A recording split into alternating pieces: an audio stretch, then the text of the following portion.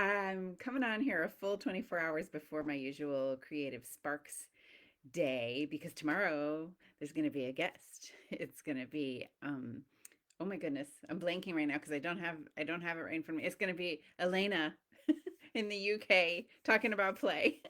So she's got some great programs involving body movement, and I'm very excited about this. There'll be a little bit of a bio up about her in a bit. So I did this last week and then something happened. It didn't actually record the live. So I thought I would just let it go. But the question that I was asking last week still is in my mind. And that is the main one of them is I'm going to ask a few really powerful questions today. But the one I'm going to start with is, can joy be learned? Let me know what you think in the comments about that, whether you're watching live here or later on. And I will say that I'm getting some bafflement about that question from people, and there's some assumption that it's a no when people really start to think about it and feel into ourselves about it. So uh, I am doing an event on Friday called the Creativity Playbook for building our joy momentum, right? And I really am enjoying the responses that I've gotten. People have said that they really need this, and they've admitted to me that they're kind of baffled by why it's so hard to feel joyful in our lives. And even at the same time, they're wondering, right? We're wondering, how do you learn joy, right? So that's what I'm doing with this workshop. I'm saying I'm coming out.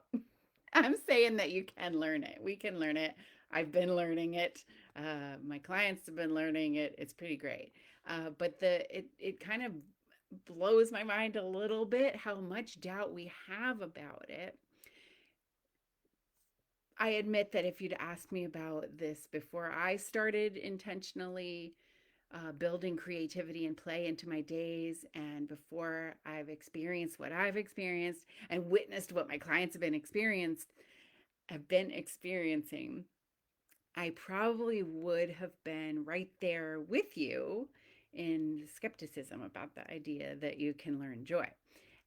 And so, yeah, some of you that I've talked to, even though you've been kind of nice to me about it, are still pretty unconvinced. So, like, if you can't learn joy, this is what you're asking. If you can't measure joy, how in the world can you learn it if you can't quantify it in some way?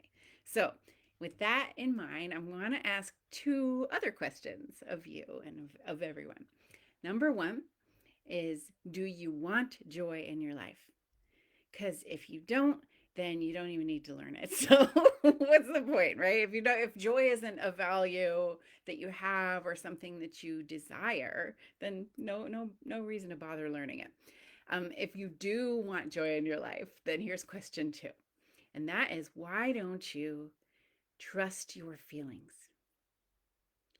You can feel it when you don't have joy, and that measurement is zero.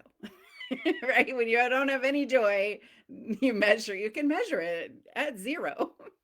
Uh, and you can feel it too when you have just a little bit of joy, right? If we were measuring on, like, say, a scale of 1 to 10, when you feel a little joy, you might call that a one or a two or a three, 1, 2, or 3.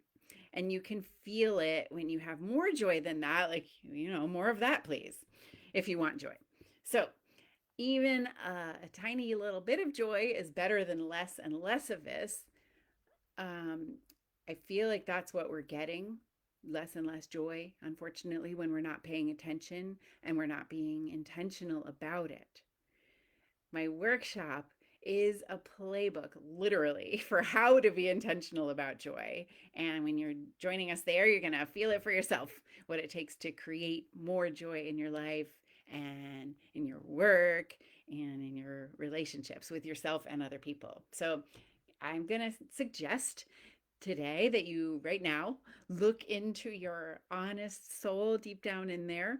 And the fact is, that's where you know, if you allow yourself to know, that if you're not experiencing the joy that you deserve in your life, only you can take the action that you need to start feeling more of that joy. And you're going to be able to measure it just by how you feel.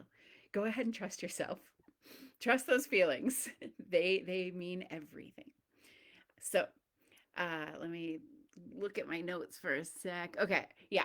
The playbook that I'm going to give you is uniquely powerful. You're not going to find it anywhere else. And it works for a lot of different types of people because it shows you how to find and use your own strengths that you already have to build the energies of play in your life and creativity in your life.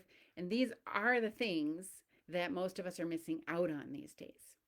We do self-care, we do meditation, things like that. We do rest pretty well when we're looking at balance in our lives. Some of us do rest pretty well, but active joy, intentional creativity and play is not something we've focused on yet. So I'm here to help you do that. That's why it's really cool because it only kind of takes a little bit of intention to get a lot of joy from creativity and play. That's why they're so powerful. That's why also we've been stifled and dis what's the word I'm going to want to use there, we've been discouraged from using the energies of creativity and play in our lives because it's so powerful. Got to keep us in line, right? But no more, no more. We're gonna build our joy. So I'm gonna go off right now to build my own joy momentum in a tiny way on my tree swing. And ultimately, it's a huge way.